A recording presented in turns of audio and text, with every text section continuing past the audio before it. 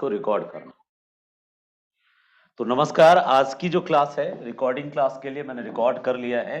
Start. Asia पढ़ेंगे हम आज, और एशिया में हम फिजिकल डिस्कस करेंगे। फिजिकल ज्योग्राफी जो है, ठीक है, फिजिकल ज्योग्राफी ऑफ एशिया हम उसको डिस्कस करेंगे। और फिजिकल में basically mountain, प्लेटू, reverse and plain areas पे फोकस है हमारा। सबसे पहले एशिया के मैप को हम बना देते हैं, और आज हमने एशिया बनाते समय एक अलग से टारगेट रखा है, एक अलग से प्लान किया है कि कुछ जो एशिया के किनारे किनारे छोटे छोटे सागर हैं, जैसे अरब सागर है, बे ऑफ बंगाल यानी बंगाल बंग सागर है, फिलीपीन सागर है, साउथ चाइना सी है, या फिर जापान सागर है, या अखोस्टक सागर है, या फिर दूसरी तरफ आए तो लाल सागर है, कैस्पियन सागर है, काला सागर है। तो अफ्रीका के चारों तरफ जो छोटे छोटे सागर है ना, उनको भी फोकस करेंगे। तो नीचे वाले जो सागर हैं वो तो आप जानते हैं। आज ऊपर यानी आर्कटिक ओशियन का कौन सा सागर जुड़ता है, सटता है एशिया से, उस पर भी फोकस करेंगे। तो पहले आउटलाइन मैप बना करके, फिजिकल में पहले आउटलाइन मैप बना लेते हैं। ये हमारा अरेबियन पेनिनसुला, ये आपका गल्फ और पर्सिया, ये हरमुज स्ट्रेट, और ये आपका पाकिस्तान और ईरान, और ये इंडिया का गुजरात वाला रीजन, और ये साउथ पेनिनसुलर इंडिया का पार्ट, और चिल्का वाला पार्ट, और ये बांग्लादेश वाला पार्ट, और यहां से ले लेते हैं इसको।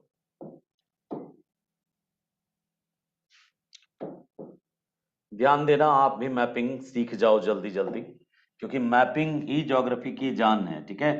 तो उसके नीचे ये मलेशिया वाला पार्ट, और ये इंडो चाइना वाला पार्ट, और ये चाइना वाला पार्ट हो गया, और ये कोरिया वाला पार्ट है। कोरिया वाले पार्ट के बाद फिर ये अखोस्टक सी है, और ये सखालिन द्वीप वाला पार्ट है, ठीक है। और फिर ये कमचटका पेनिनसुला है, और ये बेरिंग स्ट्रेट है।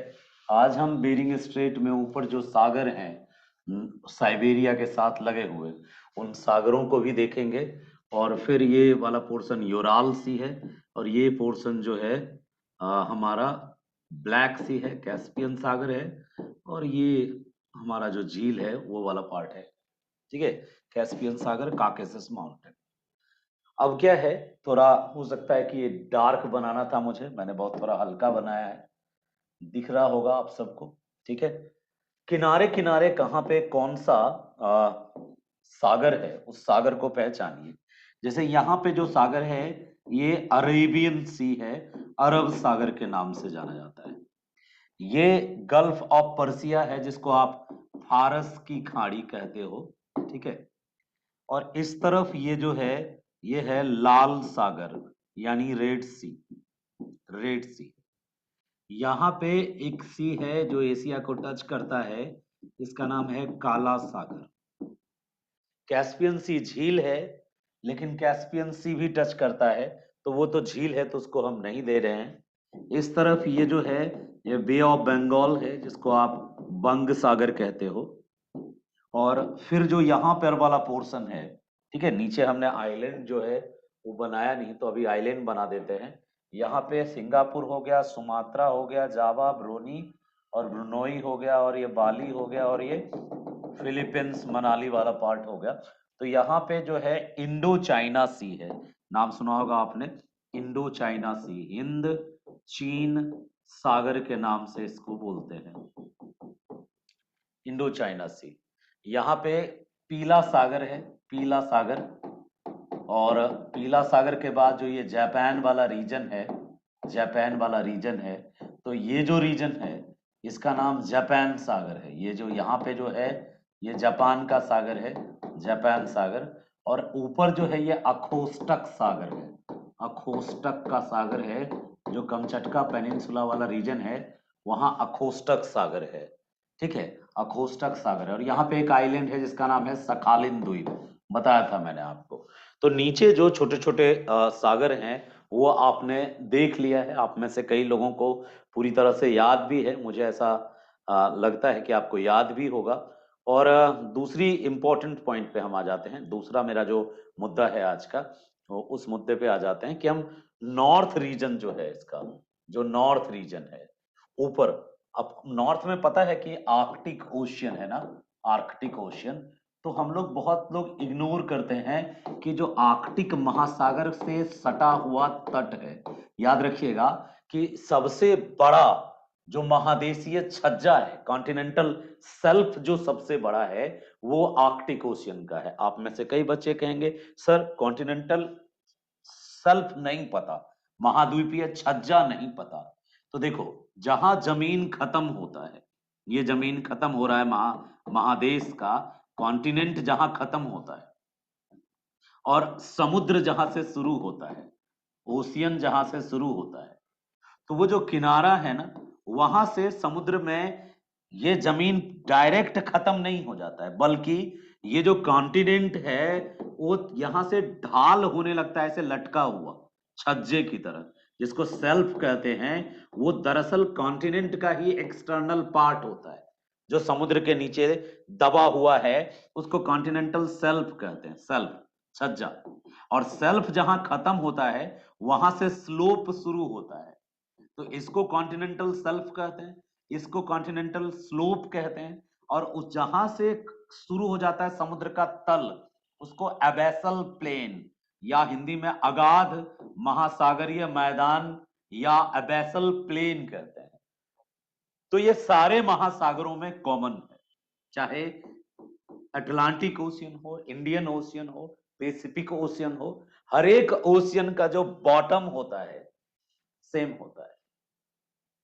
ठीक है, बॉटम में कोई डिफरेंस नहीं होता, सिर्फ थोड़ी मोरी बनावट और उसके नाम चेंज हो जाते हैं। जैसे ये मेरा नाक है और वो तुम्हारा नाक है, लेकिन नाक ही है ना दोनों, बनावट चेहरे की एक जैसी ही है।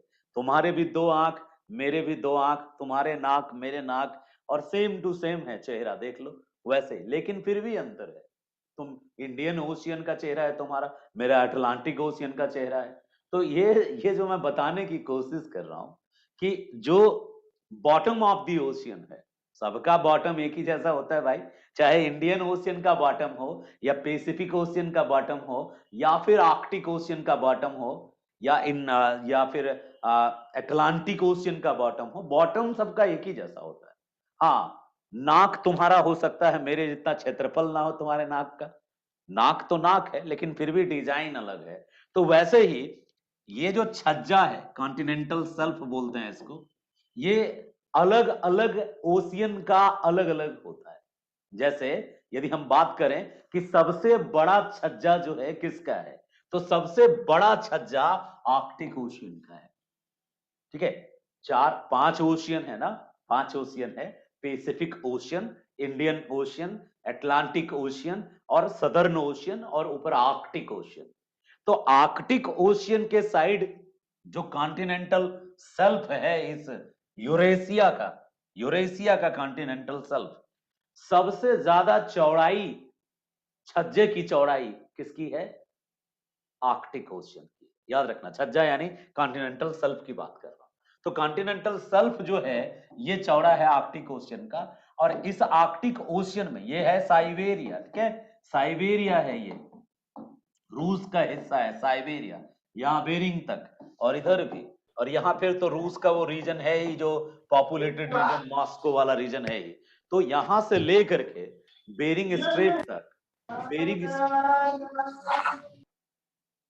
बेरिंग स्ट्रेट तक, ठीक है, जो है कौन कौन सा सागर है देखते जाओ। सबसे पहले यदि हम रसिया को देखें तो रसिया शुरू कहां से होता था, आपको याद है, फिनलैंड। यूरोप आपने यदि पढ़ा होगा क्लास में तो आपने पढ़ा होगा फिनलैंड। फिनलैंड के पास एक पेनिनसुला पढ़ा था आपने, कोला पेनिनसुला। तो कोला पेनिनसुला के बाद जो एक सी है, उस सी का नाम है, जहां पे कोला पेनिनसुला फिनलैंड है और नॉर्वे वाला रीजन है ऊपर रसिया के ऊपर, वहां एक सी था जिसका नाम था व्हाइट सी, याद होगा आपको, व्हाइट सी। और व्हाइट सी के बाद एक सागर है, जैसे जहां कोला पेनिनसुला के पास वाला ये जो समुद्र है, रूस का, यूरोप के पास जो समुद्र है, एशिया से सटके नहीं, यूरोप के पास जो समुद्र है, वहां पे जो सी था, याद कीजिए मैंने बताया था आपको, व्हाइट सी। दुनिया में हर कलर का सी है, व्हाइट सी, ग्रीन सी, ब्लैक सी, येलो सी, रेड सी, सबका लोकेशन पता होना चाहिए। व्हाइट सी कहाँ है, तो कोला पेनिनसुला के ठीक नीचे व्हाइट सी था, और उसके आगे आए थे तो कौन सा सी था? बेरेंट सी। बहुत सारे बच्चे इधर नहीं पढ़ते, बच्चे क्या टीचर भी नहीं पढ़ते। तो व्हाइट सी के बाद आर्कटिक ओशियन का जो पार्ट रसिया से सटा हुआ है, रूस से सटा हुआ है, उस सी का नाम है बेरेंट सी। क्या नाम है? बेरेंट सी। बेरेंट सी के बाद जो रूस का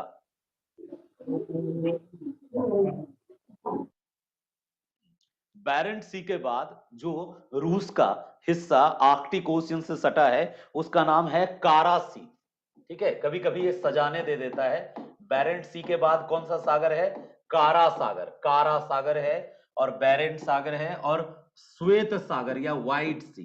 तो एक क्रम से जान लेना, श्वेत सागर के बाद बेरेंट सी है, बेरेंट सी के बाद कारा सी है, और कारा सी के बाद एक बड़ा फेमस सी है, और यहां से पेट्रोलियम भी वो जनरेट करता है, उत्पादन करता है पेट्रोलियम का। लाप्टेव नाम सुना होगा आपने या नहीं सुना होगा? लाप्टेव सी, लाप्टेव सागर। ठीक है, कारा सागर के बाद वाला हिस्सा कौन है? लाप्टेव सागर। याद रखना, लाप्टेव सबसे इंपॉर्टेंट है उस तरह का। और लाप्टेव सी के बाद सीधे ये पूरा रीजन यहाँ के बाद सीधा यहाँ पे एक सी है जिसका नाम है बेरिंग सी।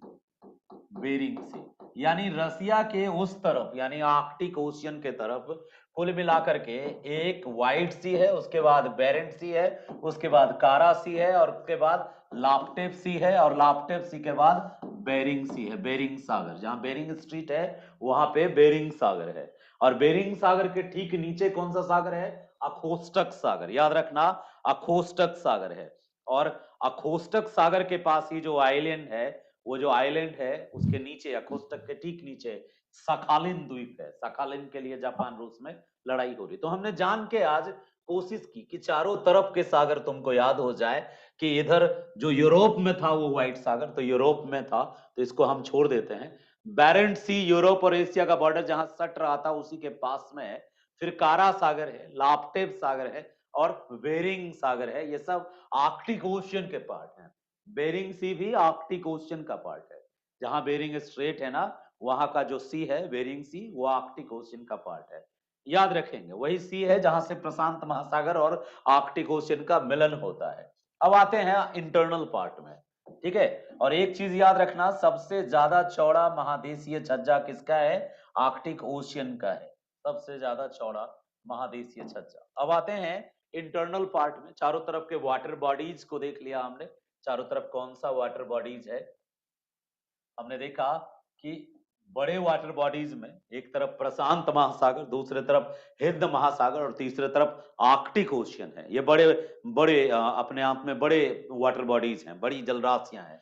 और उसके बाद हमने देखा आर्कटिक ओशियंस और बाकियों को हटा दें, तो फिर हमने नोटिस किया कि जो छोटे छोटे सागर हैं उसमें पश्चिम में काला सागर और लाल सागर और भूमध्य सागर ये टच करता है। पश्चिम में काला सागर यानी ब्लैक सी, मेडिटेरेनियन सी और रेड सी टच करता है।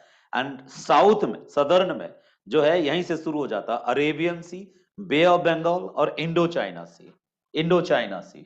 और उसके बाद यहाँ पे पीला सागर है, चीन सागर भी इसको बोलते हैं। यहाँ पे चीन सागर है, जापान सागर है, और अखोस्टक सागर है। आ जाओ अब इंटरनल पार्ट में आते हैं। माउंटेन सीरीज जो है, पर्वत श्रेणियां जो एशिया में है, उसके लिए एक ट्रिक टेक्निक बताता हूं, ध्यान से सुन। कभी बचपन में रस्सी से गांठ बनाए होंगे, और इस तरह से मान लो तुमने गांठ बनाया, रस्सी का एक गिड्ढा बनाया, गांठ बनाया, एक नोड बनाया, एक बड़ा सा नोड बनाया। ठीक है, और इसी नोड के पैरेलल में, इसी एक नोड यहां बना लिया हमने, और इस नोड के पैरेलल में हमने एक यहां नोड बना लिया। अर्मानिया नाम सुना है ना आपने? अजरबैजान के बाद टर्की से सटा हुआ जो देश है, आपने नाम सुना था ना एक देश का, अर्मेनिया। तो अर्मेनिया में मैंने एक नोड बना लिया, एक छोटा सा नोड टर्की में बना लिया। यानी 3 नोड बनाया मैंने। कौन कौन सा? एक नोड का नाम है पामीर का की गांठ, पामीर की गांठ बोलते हैं, पामीर नोड बोलते हैं, या पठार भी बोलते हैं, पामीर का पठार। ठीक है, पामीर की गांठ या फिर पामीर का पठार बोल सकते हैं आप। तो पामीर का पठार एक हमने देख लिया। और इसके ठीक थोड़ा सा ऊपर नीचे है, समानांतर है, इसका नाम क्या है, अर्मेनिया का पठार या अर्मेनिया का की गांठ बोल सकते हैं, नोड है अर्मेनिया का पठार। और सबसे लास्ट में मैंने एक और प्लेटू देखा जो तुर्की में है, इसका हमने नाम, इसका जो नाम है, इसका नाम है अनातोलिया का पठार, अनातोलिया। ये 3 पठार से ही पूरे एशिया की सारी पर्वत श्रेणियां याद हो जाएगी, सिर्फ इस 3 पठार को आप समझ लो, अनातोलिया का पठार और अर्मेनिया का पठार और पामीर का पठार। यहाँ पे हमने 3 गांठ लिया है। अब हम एक प्लेन बोर्ड लेते हैं, अपना तरीका है मेरा ये, मैंने एक नोड लिया सबसे बड़ा, चौड़ा सा, छत जैसा। गांव में जब मेरा मिट्टी का घर था और पहली बार मेरा छत बन रहा था, तो बना भी नहीं था, फिर भी उस पर चढ़ के एक अलग तरह की फीलिंग आ रही थी। वैसा ही छत समझ लो इसको। ये अर्मेनिया की पठार जो है, अजय पामीर का पठार, इसको संसार का छत बोलते हैं, ठीक है, संसार का छत, बहुत ऊंचा क्षेत्र है।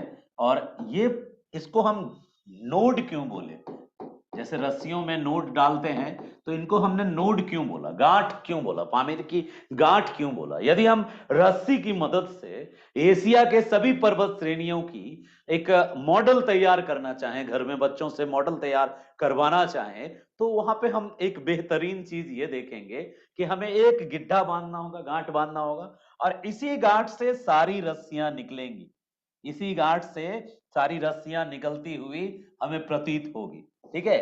इसी गांठ से ऐसा लगेगा कि ये एक गांठ है और इससे एक रस्सी निकला, इससे दूसरी रस्सी निकली, इससे तीसरी रस्सी निकली, इसी से चौथी रस्सी निकली, पांचवी रस्सी निकली, और फिर एक और इस रस्सी इन्हीं से निकलती हुई प्रतीत हो रही है, फिर एक रस्सी निकलती प्रतीत हो रही है, फिर एक रस्सी इधर से निकल रही है, फिर एक यहाँ पे रस्सी निकली, यहाँ रस्सी निकली, फिर इसके नीचे भी एक रस्सी। लेकिन सारी रस्सियों का माउथ यानी माथा जो है, लगता है कि यहीं से आती हुई प्रतीत हो रही है। तो जितने माउंटेन सीरीज है ना एशिया यूरेशिया में, जितनी पर्वत श्रृंखलाएं हैं, वो सब पामीर की पठार से निकलता हुआ प्रतीत होगा। और फिर एक और यहाँ पे पठार आपको मिलेगा, जैसे मैंने अर्मानिया की गांठ बताया, उससे भी एक पहाड़ ऐसे निकलता हुआ एक इधर आके मिलता हुआ प्रतीत होगा। ऐसा लगेगा कि ये दोनों इससे मिलने आए हैं, बिल्कुल। और जब तुम एक इधर बनाओगे वो अनातोलिया का पठार, तो लगेगा इधर से भी एक पठार पर्वत इससे मिलने आया, एक इससे मिलने आया, और इसी से एक पठार नीचे गया है। यानी पूरे एशिया में जितने भी पर्वत श्रृंखलाएं हैं, वो इन्हीं तीनों से निकलती हुई प्रतीत होती हैं। और सबसे बड़ा चेन जो है पर्वत श्रृंखलाओं का इसका है, क्योंकि इसकी ही पर्वत श्रृंखला जो है यहां से यहां तक चली गई है, उधर साइबेरिया तक चली गई है। यानी केवल यदि हम माउंटेन्स देखें, केवल यदि हम माउंटेन्स का ही देखें, तो हमें दिखेगा कि ये ही सारे माउंटेन है। कैसे, देखो इधर जो ये पर्वत हमने बनाया पामीर के गांठ से निकलता हुआ, ये अफगानिस्तान चला गया है, इसका नाम है हिंदू कुश पर्वत श्रृंखला। ये हिंदू कुश पर्वत श्रृंखला है, हिंदू कुश का नाम सुना होगा। इधर जो ये दूसरा देख रहे हो इधर, इसका नाम हमने जानते हैं सुलेमान है, सुलेमान पर्वत श्रृंखला, जो पाकिस्तान की तरफ चला जाता है। और दूसरी जो पर्वत श्रृंखला है इसी के बगल से ऐसे करके जाती हुई, ये किरथर पर्वत श्रृंखला है, किरथर। यानी कि हिंदू कुश सुलेमान किरथर जो है पामीर की गांठ से निकलकर पश्चिम की ओर जाने वाली पर्वत श्रृंखला है, पश्चिम की ओर जाने वाली पर्वत श्रृंखला है। जिस तरह से हिंदू कुश, सुलेमान और किरथर, HSK, ये पश्चिम की तरफ है, उसी तरह से यहां भी है, एक इधर से आ रही है, फिर ऐसे एक जैग्रोस है, एक पॉन्टिक है। हम इस पे जाएंगे कि जैग्रोस क्या है और पॉन्टिक क्या है, देखेंगे इसको। पहले इधर देख लेते हैं, इतने सारे लकीरें हैं। इन लकीरों में ये जो लकीर सबसे किनारे है, इसका नाम काराकोरम है। और काराकोरम के बाद वाला जो है लद्दाख है, लद्दाख के बाद वाला जांस्कर है, जांस्कर के बाद वाला पीर पंजाल है, ठीक है। जांस्कर के बाद हिमाद्री श्रेणी, हिमाद्री श्रेणी के बाद पीर पंजाल है, और पीर पंजाल के बाद एक छोटा टुकड़ा है धौलाधार है, और धौलाधार के बाद एक बड़ा टुकड़ा है महाभारत है, महाभारत है।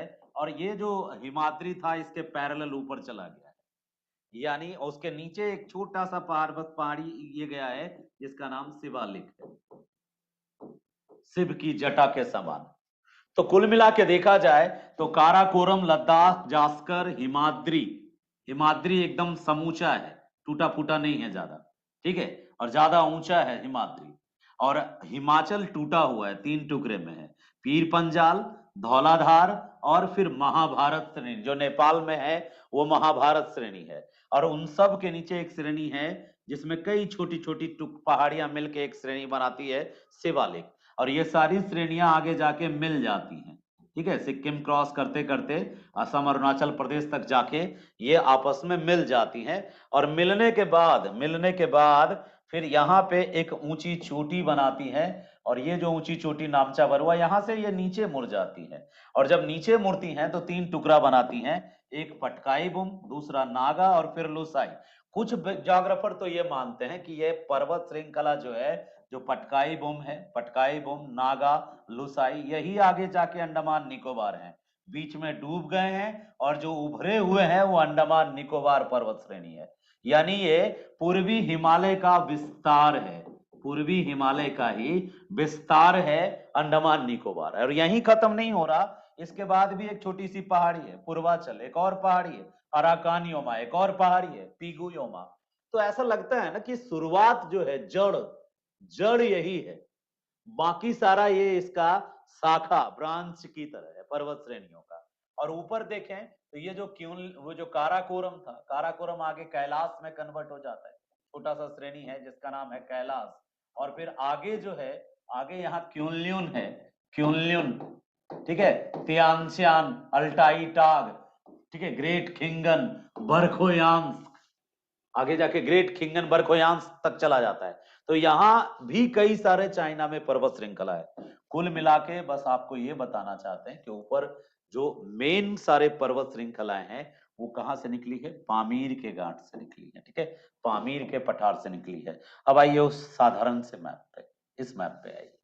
3 घाट याद हो गया होगा आपको, कौन कौन? पामीर की घाट, रोम अर्मेनिया की घाट और अनातोलिया की घाट।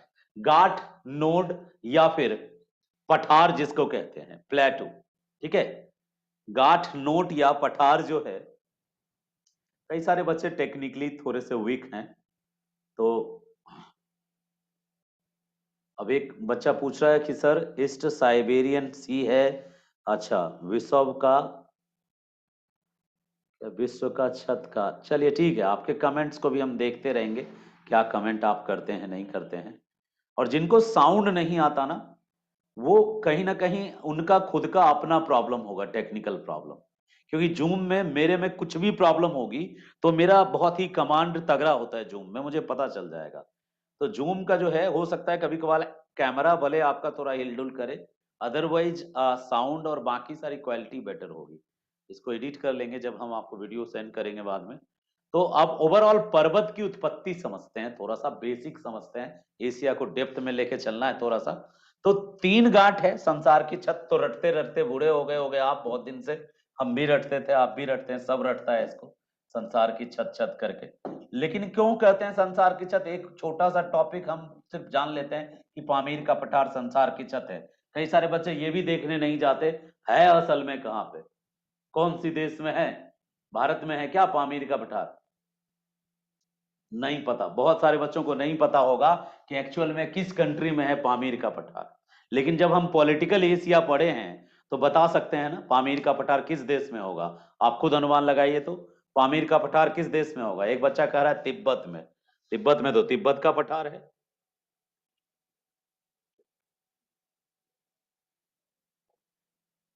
एक बच्चा कह रहा है अफगानिस्तान में। ट्रांस हिमालय कोई देश नहीं है नन्हे बच्चे। देश बताओ किस देश में है पामीर का पठार?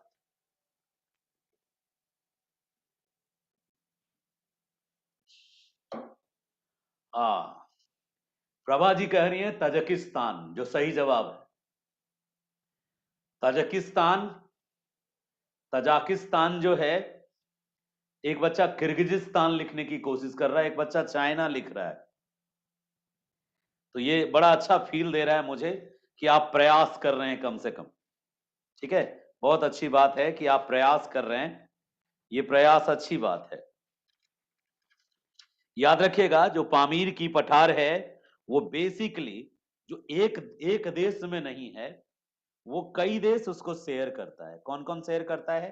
तजाकिस्तान भी शेयर करता है, थोड़ा सा अफगानिस्तान में भी आता है और थोड़ा सा किर्गिजिस्तान में भी आता है। क्योंकि ये पठार जो है एक तरह से काफी चौड़ा, काफी विस्तृत पठार है ना, काफी इसका विस्तार ज्यादा है। और विस्तार ज्यादा होने के कारण ये 2-3 देशों में फैला है। जो मेन देश है वो तजाकिस्तान है, याद रखिएगा। तजाकिस्तान जो देश है उसमें फैला हुआ है ये पामीर का पठार। संसार का छत बोलते हैं इसको। अब थोड़ा सा ये समझ लीजिए कि इसको क्यों कहते हैं संसार का छत। पामीर का पठार जो है उसको संसार का छत क्यों कहते हैं? अब बच्चा छोटा नन्हा मासूम तो बताएगा कि बस वो चौड़ा है सर, ऊंचा है, गुंबद जैसा है, इसलिए उसको संसार का छत कहते हैं। सही बात है, सही पकड़ा आपने। हम ये जानना चाहते हैं बना कैसे। क्या ये हिमालय से पुराना है, या फिर ये हिमालय से नया है, या हिमालय के निर्माण में इसका कोई योगदान है? तो ये सारी जानकारी बहुत जरूरी है। दरअसल हिमालय का जो निर्माण हुआ है, ठीक है, चीन, अफगानिस्तान और तजाकिस्तान की सीमा पर है ये। एक तरफ इसके चीन है, एक तरफ ये तजाकिस्तान है और एक तरफ अफगानिस्तान है। याद रखना, अफगानिस्तान है, ठीक है। तो 3 देश की सीमा पर है, 3 देशों की सीमा में फैला है। अफगानिस्तान, तजाकिस्तान और चीन के सीमा पर है। भारत से इसका कोई लेना देना नहीं है। भारत के, जहां भारत की सीमा समाप्त हो जाती है उसके बाद से पामीर की गांठ शुरू होती है। और दूसरी बात यह है, एक और बात समझ लो, पामीर के पश्चिम में 2 पर्वत श्रेणी जाती है पश्चिम के तरफ, बता दिया मैंने कौन कौन, हिंदू कुश और सुलेमान। और पामीर के पूरब और दक्षिण पूरब की तरफ हिमालय है, और उत्तर पूरब की तरफ वो चीन का पर्वत जो क्यूनल्यून, अल्टाई टाग, त्यान शान, ग्रेट खिंगन, ये सारे पर्वत है चीन की तरफ से जाते हुए।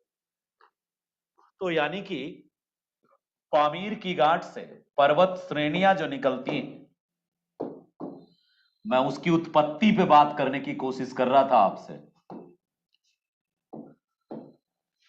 पामीर की गांठ से पर्वत श्रेणियां जो निकलती हैं, इतनी सारी पर्वत श्रेणियां पामीर से क्यों निकली, मैं बताता हूं आपको। दरअसल पहले जब शुरुआत में, जब भारत का जो भारतीय उपमहाद्वीप जिसको कहते हैं, इंडियन सब कॉन्टिनेंट जो है, इंडियन सब continent was not a part of Europe, ठीक है। इंडियन सब continent was not a part of Europe. Indian सब कॉन्टिनेंट में कौन कौन आता था? इंडियन सब कॉन्टिनेंट में कौन कौन आता है? ये पूरा का पूरा पाकिस्तान वाला पार्ट आता है, और ये पूरा का पूरा जो है, ये जो हम बना रहे नेपाल उपाल के साथ म्यांमार वाला पार्ट, ये इंडियन सब कॉन्टिनेंट में आता है। जो अखंड भारत का कॉन्सेप्ट आप बकते हो, हम लोग बोलते हैं ना, वो अखंड भारत का कॉन्सेप्ट इसी इंडियन सब कॉन्टिनेंट से है। इंडियन सब कॉन्टिनेंट का पार्ट जो था अफ्रीका का पार्ट था, और प्लेट टेक्टोनिक के कारण ये इंडियन सब कॉन्टिनेंट इधर की ओर बहता हुआ आया। इसकी जो दिशा थी उत्तर पूरब की तरफ थी। तो पहले ये पहला टकराव वहां हुआ जहां एवरेस्ट बना है, दूसरा टकराव इधर हुआ। और जो पामीर की पठार है, पामीर की गांठ है, वो पहले से थी।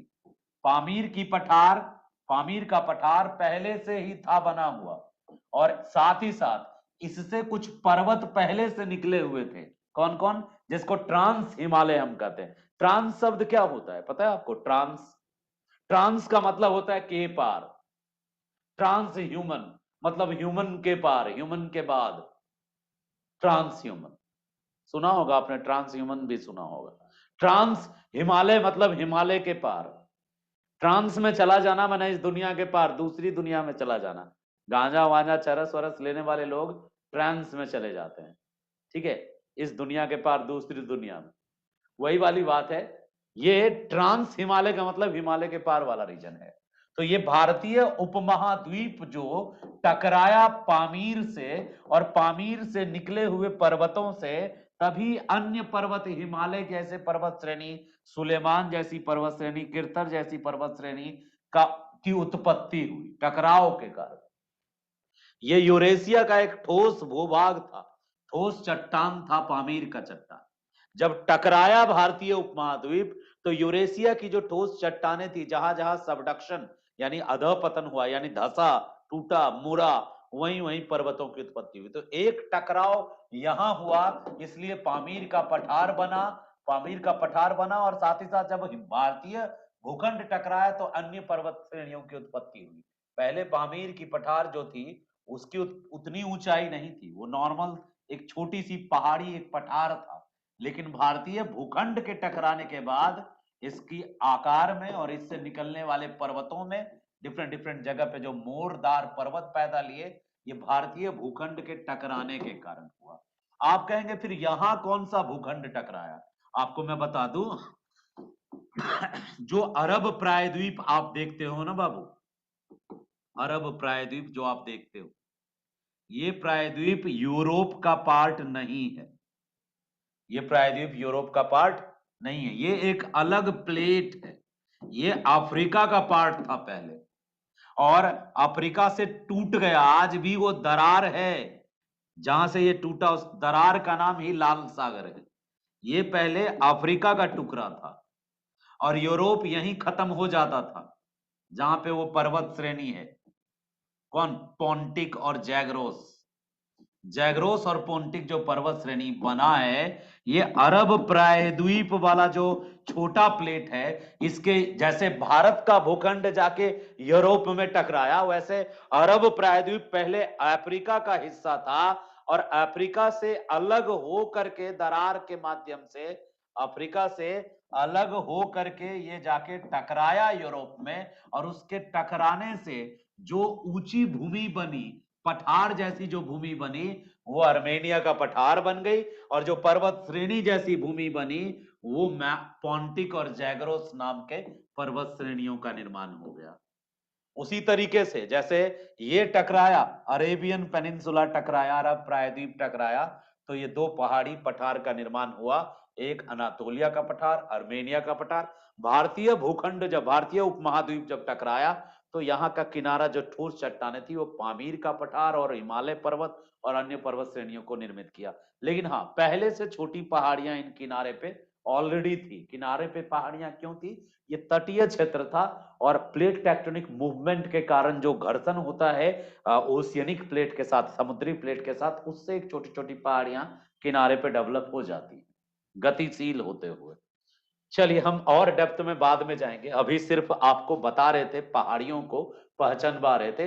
पूरे एशिया में कितनी पहाड़ी है, कहां कहां वो पहाड़ी है, ये आप एक बार देख लीजिए। फिर हम अपना आगे बढ़ जाएंगे, पठार देखेंगे कहां कौन सा प्लेटू है। एक बार सिर्फ सब आइडेंटिफाई करेंगे हम माउंटेन्स को फटाफट। डायग्राम बनाने में तो हमको नहीं लगता है कि अब किसी भाई को दिक्कत होगा। आप में से ज्यादातर भाई तो डायग्राम बना लेते होंगे, क्योंकि आपको आपके सामने ही डायग्राम हमने कितनी बार ट्राई किया बना के, जान के किया सामने, ताकि आप और बेहतर बना पाए। ठीक है, यहां रखते हैं इसको।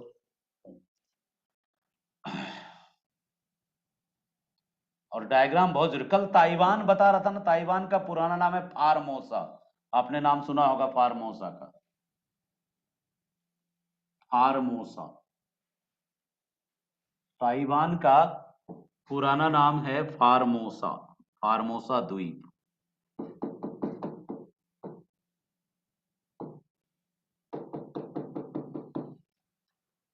एशिया में माउंटेन्स को दिखाने के लिए मैं एक सिंबल यूज कर रहा हूं।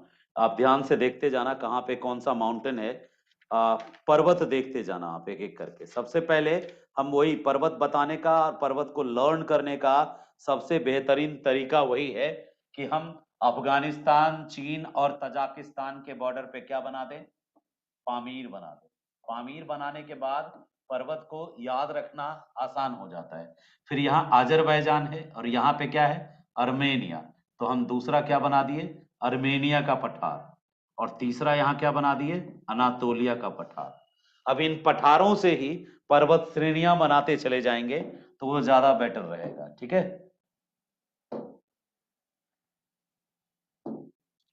अब यहां से हम एक एक करके पर्वत बनाएंगे। सबसे पहले इधर ही बनाते हैं, ये हिंदू कुश बना दिए। ठीक है, हिंदू कुश बना दिए। फिर इधर बनाते हैं, ये सुलेमान बना दिए। फिर ऐसे बनाते हैं, ये किरथर बना दिए। फिर इधर से एक माउंटेन छोटा सा बनाए, ये जैग्रोस बना दिए। एक इधर से बना दिए, ये पोंटिक बना दिए, जैग्रोस और पोंटिक। ये 4 माउंटेन, 5 आपको याद रहेगा। ये हिंदू कुश था, ये सुलेमान था, ये किरथर था, ये जैग्रोस था, ये पोंटिक था। ठीक है, ये 4-5 माउंटेन तो जरूर याद रहेंगे आपको। एक एक वर्ड यूज कर रहा हूं, आप भी याद रखना। फिर यहाँ जो पामीर है पामीर से इस तरह से हम एक एक करके बना रहे हैं। ये हमने काराकोरम बनाया, पामीर से काराकोरम, और ये कैलाश बनाया, कैलाश काराकोरम, KAI कर दिया। ठीक है, किरथर KI कर दिया। अब हम इसके बाद ये जो रीजन है, यहाँ पे लद्दाख बना रहे हैं, और यहीं पे जास्कर बना रहे हैं, और ये ऐसे करके हिमाद्री बना दिया मैंने, हिमाद्री। और ये पीर पंजाल, ये धौलाधार, ये महाभारत। ठीक है, और ये बना दिया मैंने शिवालिक। और यहाँ से ये Patkai Bum, Naga, Lushai, Purvachal, Arakan Yoma, Pegu Yoma, ये माउंटेन्स हैं।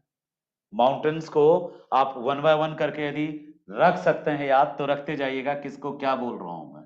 ठीक है, ये हिमालय रीजन के माउंटेन सीरीज है। एक छोटा सा माउंटेन यहाँ है, आप में इसमें हम एक एक वर्ड लिखते जा रहे हैं। ये पीर पंजाल था, ठीक है, ये धौलाधार था, और ये क्या था, महाभारत श्रेणी। ये क्या है, शिवालिक श्रेणी। ठीक है, शिवालिक। और ये क्या था, पटकाई बुम, और ये इस तरफ था नगा, और ये था लुसाई। नगा हिल्स को उसके बाद लुसाई हिल्स को मणिपुर हिल्स भी कहते हैं। ये पूर्वाचल था, ये अराकान योमा था, ये पीगू योमा था। दोबारा बोल दिया ताकि आपको समझ में आए। ये सारे पर्वत हैं, और छोटा मोटा पर्वत एक यहाँ पे है अरावली माउंटेन, यहाँ विंध्याचल, सतपुरा, अजंता, हरिश्चंद्र, ये पश्चिमी घाट माउंटेन। ठीक है, पश्चिमी घाट के बाद ये इलायची का पहाड़, पालनी हिल्स, नीलगिरी माउंटेन। ये यहाँ पे पूर्वी घाट पर्वत है, कई टुकड़ों में बटा हुआ, ये सब पूर्वी घाट पर्वत है। ठीक है, और ये महेंद्रगिरी पर्वत हो गया, पूर्वी घाट पर्वत इस तरफ है, नालकोंडा, पालकोंडा, पचमलई जिसको बोलते हैं। ये सब हम पर्वत दिखा रहे हैं, कहाँ पे कौन सा पर्वत है। अभी चीन का एक भी पर्वत नहीं देखे। अब इन पर्वतों का लोकेशन याद रखने के लिए, इंडिया तो हम फिर से डेप्थ में पढ़ने वाले ऑप्शनल में, अभी मैं इन पर्वतों को बता के क्या जताना चाहता हूं, आपकी एक समझ बनाना चाहता हूं, कि आपको समझ में आ जाए कि किनारे किनारे पर्वत क्यों क्रिएट हुए हैं। किनारों पे ही पर्वत ज्यादातर क्रिएट हुआ है, क्यों? किनारों पर पर्वत के क्रिएट होने का एक ही कारण है, आगे चल के आप पढ़ेंगे, प्लेट विवर्तनिकी, इंग्लिश में कहते हैं इसको प्लेट टेक्टोनिक्स। डिटेल में पढ़ेंगे हम आपको इसका कारण, कि ये पर्वत इन किनारों पे क्यों है। किनारे के पर्वत और इन पर्वतों की उत्पत्ति का कुछ रिलेशन है, क्या रिलेशन है, हम प्लेट टेक्टोनिक में डिटेल में पढ़ेंगे। आपके पास यदि एटलस हो, मैप हो, तो एटलस पे जाके इन पर्वतों का लोकेशन जरूर देखिएगा ध्यान से। ठीक है, जितना ज्यादा ध्यान से आप लोकेशन को देखेंगे, उतना आपके लिए बेहतर होगा, आपको ही फायदा होगा। ध्यान दीजिएगा, जहां पे सुलेमान और किरथर है, यहाँ पे पाकिस्तान में एक और छोटी सी पहाड़ी है, मकरान की पहाड़ी, नाम सुना होगा आपने। ये किरथर है यदि, तो यहीं पे मकराना की पहाड़ी है, इसी इसी से जुड़ा हुआ यहाँ पे मकराना की पहाड़ी है, मकराना। ठीक है, बलूचिस्तान रीजन में एक पहाड़ी है, मकरान बोलते हैं, मकरान की पहाड़ी। तो पाकिस्तान में हिमालय से रिलेटेड 2 ही पहाड़ियां बच्चे पढ़ते हैं, सुलेमान, किरथर, लेकिन एक और पहाड़ी है मकरान, मकरान की पहाड़ी है। 2 पार्ट है उसका, एक है पश्चिमी मकरान, एक है दक्षिणी मकरान। मकरान छोटी सी पर्वत श्रेणी है पाकिस्तान की। अब हम आते हैं 1 बाय 1 करके, चीन की तरफ जो श्रेणी चली गई है, चीन में जो पर्वत श्रेणी है, उसको थोड़ा सा ठीक से देख लेते हैं कि चीन में कौन कौन सी पर्वत श्रेणी है, क्योंकि भारत का जो पर्वत श्रेणी है देख लिए हम। चीन की पर्वत श्रेणी का शुरुआत होता है कैलाश से। कैलाश जब तक तिब्बत स्वतंत्र था, तब तक कैलाश आपके पास था। कैलाश चीन के दक्षिणी बॉर्डर पर स्थित एक पर्वत श्रेणी है, कैलाश। तो कैलाश चीन में है। काराकोरम चीन में नहीं है, याद रखिएगा, काराकोरम चीन में नहीं है। काराकोरम शुरू होता है, काराकोरम के बाद एक माउंटेन सीरीज आता है, एक माउंटेन सीरीज का नाम है तियानशियान, एक माउंटेन सीरीज का नाम है अल्टाई टाग। तो काराकोरम के बाद यहां एक माउंटेन आता है, चीन का माउंटेन है अल्टाई टाग बोलते हैं इसको। और कैलाश के बाद एक माउंटेन आता है जिसको नानसांग बोलते हैं, नानसान। तो नानसान अल्टाई टाग, और नानसान अल्टाई टाग के बाद एक पर्वत और ऊपर है अल्टाई टाग के ऊपर, यहां इसका इस पर्वत का नाम हमने लिख रखा है यहां पे लानसीन, लानसीन। अब कुछ पर्वत आपको हो सकता है कि आपके पास जो एटलस हो उसमें नहीं दिखाया हो, तो घबराइएगा मत, सिर्फ लोकेशन देखते जाइए और हम इसको यूज करेंगे जब पढ़ाएंगे ना, उस समय इसके इससे जुड़ा कोई इंफॉर्मेशन बताएंगे। जैसे मान लो हम आपको बता रहे हैं टकला माकन डेजर्ट, या हम आपको बता रहे हैं तारिम बेसिन डेजर्ट, तो इन्हीं दो पर्वतों के बीच में है टकला माकन और तारिम बेसिन। किसके किसके बीच में है? अल्टाई टाग और कैलाश श्रेणी, और वहां पे एक और एक पर्वत श्रेणी है थांगला, थांगलाहा श्रेणी। कैलाश अल्टाई टाग के बीच में एक है थांगलाहा पर्वत श्रेणी, और यहीं पर वो डेजर्ट एरिया है, डेजर्ट एरिया है। कौन सा? तारिम बेसिन डेजर्ट है यहीं पर। और तारिम बेसिन डेजर्ट के बाद इधर टकला माकन डेजर्ट है, नाम सुना होगा टकला माकन डेजर्ट का, तारिम बेसिन डेजर्ट का। तो एक तरफ नानसान कैलाश है, दूसरे तरफ अल्टाई टाग है, और इधर से भी एक पर्वत है, ये जो बनता है ना, इधर से भी एक पर्वत है, उसका नाम है खिंगन। यहां नानसान है, यहां सिगलिन है, और यहां खिंगन है।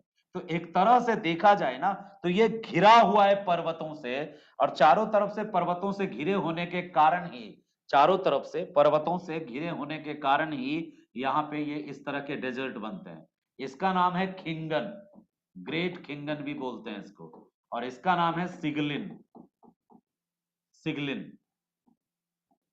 तो सिगलिन, नानसान, खिंगन, कैलाश, अल्टाई टाग के बीच में एक बहुत बड़ा मरुस्थल है, चीन का मरुस्थल, जिसका नाम है तारिम बेसिन डेजर्ट और टकला माकन डेजर्ट। इसी टकला माकन और तारिम बेसिन से हवा जो धूल जो डस्ट उड़ा के ले जाती है, उस डस्ट को न्यानसान के पास जमा करती है। नानसान और सिगलिन के ठीक नीचे, हाँ सिगलिन के ऊपर वाला एरिया में, हाँ यहाँ पे दोनों तरफ जमा करती है।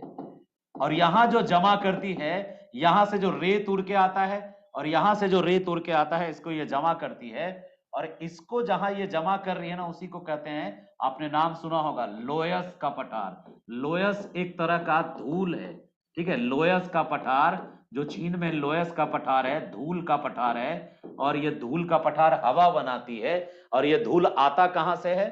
दो मरुस्थल से आता है, तारिम बेसिन और टकला माकन, दोनों टी से है, टकला माकन और तारिम बेसिन। दरअसल यहां क्यों ऐसा होता है, क्यों इतना बड़ा ड्राई रीजन क्रिएट होता है, डेजर्ट? दरअसल यह वृष्टि छाया प्रदेश में पड़ जाता है। क्यों? जो मानसूनी हवाएं आती हैं इधर से, प्रशांत महासागर से, या हिंद चीन से, या फिर बंगाल की खाड़ी से, इस हवाओं को रोक देती है पर्वतें। कौन कौन पर्वत रोकती है?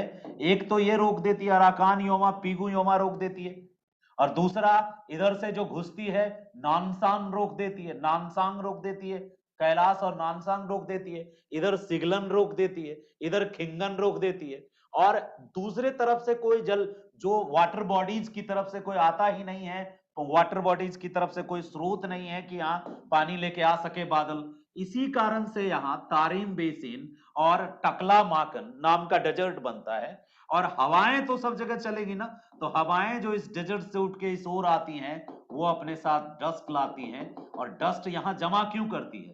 सिगलिन के कारण लोयस का पठार बना है। कोई पूछे कि धूल से भरा हुआ पठार क्यों बना है, ठीक है, धूल से भरा हुआ पठार क्यों बना है यहाँ पे, तो उस धूल को जो ये बहा के लाती है हवा, उसको सिगलिन ही रोकता है। सिगलिन एक पर्वत का नाम है, पहाड़ी है, सिगलिन नाम है, सिगलिन। सिगलिन की जो पहाड़ी है, वही इस धूल भरी आंधी को रोकती है। तो जब रोकेगा कोई पहाड़, तो वो क्या होगा? हवा अपने साथ लाया गया भारी मटेरियल वहीं डंप करती है, और हवा ऊपर से उड़ के चली जाती है। तो इसी कारण से लोयस का पठार बना है। लोयस पठार रटे हो गए आप, टकला माकन भी बहुत रटे हो गए, थोड़ा लॉजिकली एक्सप्लेनेशन वे में पढ़ेंगे तो फिर नहीं भूलेंगे। क्या और आगे पर्वत है? ग्रेट खिंगन के ऊपर भी कोई पर्वत है? बिल्कुल, ग्रेट खिंगन के ऊपर भी पर्वत है। एक पर्वत है, इसका नाम है बरखोयांस्क की पहाड़ी, वो साइबेरिया में है। ये पहाड़ी आगे जाके उत्तर दक्षिण दिशा में फैली हुई एक पहाड़ी है। इस पहाड़ी का नाम है बरखोयांस्क। माना जाता है कि बरखोयांस्क भी इसी माउंटेन सीरीज के कारण बना है। मतलब इतनी दूर दूर तक पहाड़ियां क्यों बन गई सर? आपके मन में क्वेश्चन आ सकता है।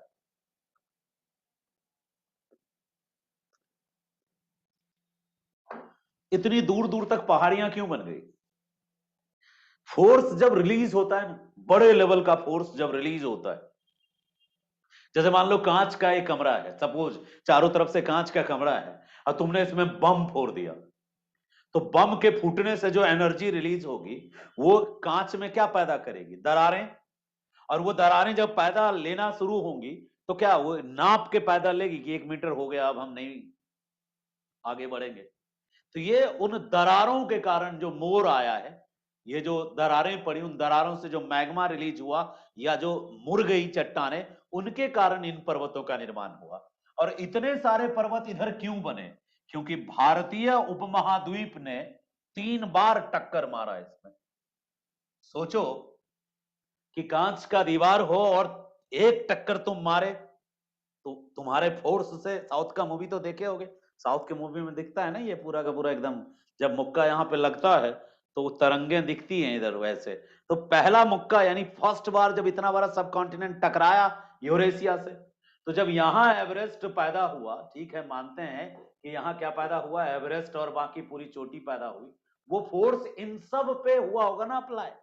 तो इन सब पे, पूरे भूखंड पे जो फोर्स जिस दिशा में अप्लाई हुआ, उसी दिशा में जगह जगह बलन पड़ गया, मुड़ गई चट्टाने, जगह जगह क्या हो गई, चट्टाने मुड़ गई। मुड़ने का एक और कारण भी था। क्या कारण था? कि ये चट्टाने जब इसमें दरार पड़ी, जब फोर्स रिलीज होता है तो वो फोर्स क्या होता है, एंड तक जाता है। जब यहां मुक्का पड़ता है तो वो यहां से निकलता है ना फोर्स, देखे होंगे आप साउथ का मूवी, एकदम इधर से निकलता है। तो वैसे ही जब ये एक तरह का मुक्का था, इसमें टकराया तो फोर्स ऐसे ऐसे रिलीज हुआ। तो रिलीजिंग ऑफ द फोर्स जो था वो इसी डायरेक्शन में हुआ, और इस डायरेक्शन में रिलीज होके लास्ट में वो कहां पे, तो इधर रिंग ऑफ फायर है। आपने सुना होगा, रिंग ऑफ फायर है, प्रशांत महासागर का अग्नि मेखला वाला पार्ट। तो वहां जाके ये फोर्स रिलीज हुआ होगा एंड में। लेकिन इसके बीच में, दरम्यान में जो चट्टानों की परतें होंगी, बेडरॉक होगा, उनमें उन फोर्स के कारण ही दरारें पैदा हुई, और उन दरारों से कहीं बलन पैदा हुआ, कहीं वॉल्केनिक इरप्शन हुआ, और वही दरारें वॉल्केनिक इरप्शन के कारण इन पर्वतों की उत्पत्ति हुई। उम्मीद करता हूं कि पर्वतों का ये पूरा का पूरा न्यू तरीके का स्टडी आपको जरूर समझ में आया होगा। ठीक है, कि वहां तक कौन कौन सा पर्वत हुआ, ग्रेट खिंगन, बरखोयांस्क, ल्यांसियान, अल्टाई टाग, नानसियान। यहां ल्यांसियान नहीं, त्यांसियान होगा, ठीक है, त्यांसियान।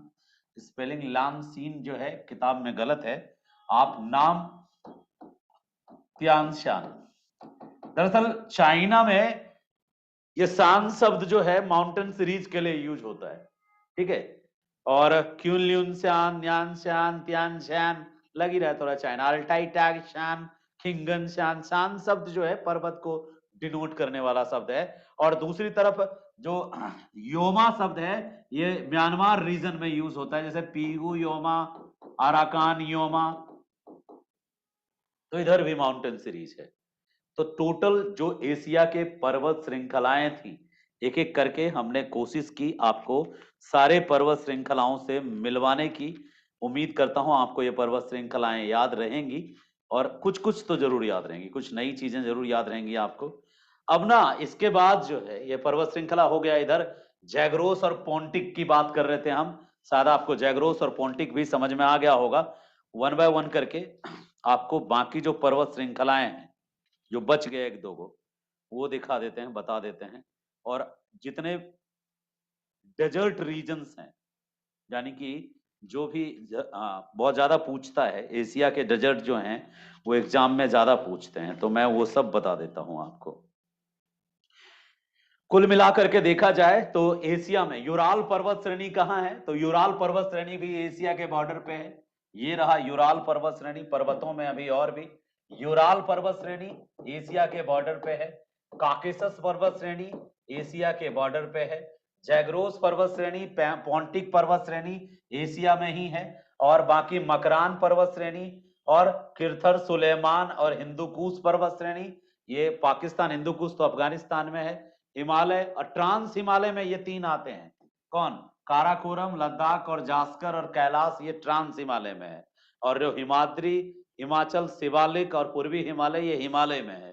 ठीक है। और इस तरफ ग्रेट खिंगन, अल्टाई टाग, नानसान, सिगलिन, खिंगन, ये सब जो है ये ट्रांस हिमालय का एक्सटेंशन है, विस्तार है। ट्रांस हिमालय का विस्तार है। हिमालय 3 बार, मतलब हिमालय की उत्पत्ति के क्रम में वो भारतीय उपमहाद्वीप 3 बार टकराया, 3 टाइम टकराया एशिया से। इसके कारण इतने सारे माउंटेन सीरीज बने और पामीर का पठार जैसा क्षेत्र निर्मित हुआ यहाँ पे, जिसको संसार की छत कहते हैं। एक पठार यहाँ भी निर्मित हुआ बीच में, ये जो पठार निर्मित हुआ, इसको हम 45 लाख वर्ग किलोमीटर क्षेत्रफल में फैला हुआ पठार है ये। इसका नाम है तिब्बत का पठार। ठीक है। तिब्बत का पठार जो है ये बीच में डेवलप हुआ है, हिमाद्री के उस तरफ और कैलाश, काराकोरम, लद्दाख से सटा हुआ ये पूरा का पूरा तिब्बत का पठार है, बहुत बड़े रीजन में। यहाँ पे लद्दाख का पठार है, ये भी काफी बड़ा पठार है। तो 3 पठार तो वहीं हो गया। बाकी एक अनातोलिया का, ये अर्मेनिया का पठार, अनातोलिया का पठार, 2 पठार यहाँ हो गया। और फिर ये पूरा का पूरा पेनिनसुलर प्लेटू, दक्कन का पठार, दक्कन का पठार।